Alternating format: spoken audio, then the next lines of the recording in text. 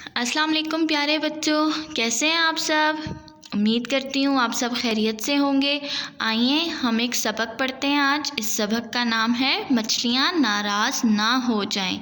क्या नाम है बच्चों? मछलियाँ नाराज़ ना हो जाएं।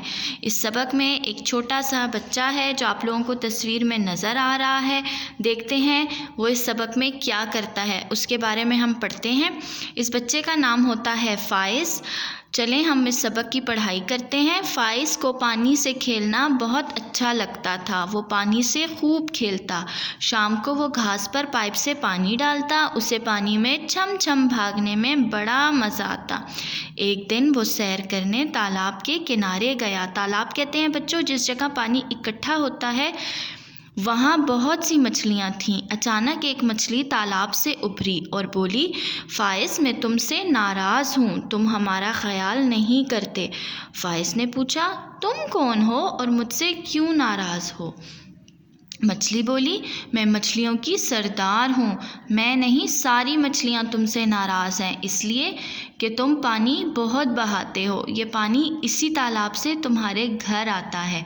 अगर तुम और दूसरे लोग इसी तरह ज़रूरत से ज़्यादा पानी बहाओगे तो पानी ख़त्म हो जाएगा।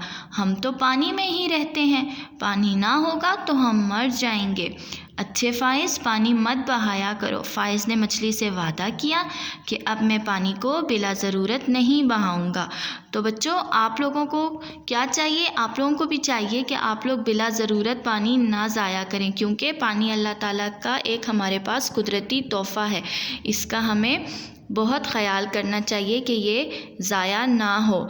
अब इस सबक से बच्चों आप लोगों ने इमला के मुश्किल अल्फाज पढ़ने हैं बार बार और लिखने भी हैं, ठीक है। जैसे है हमारे पास घास, फिर है पाइप, फिर छम छम, तालाब, मछलियाँ, सरदार, बहाव।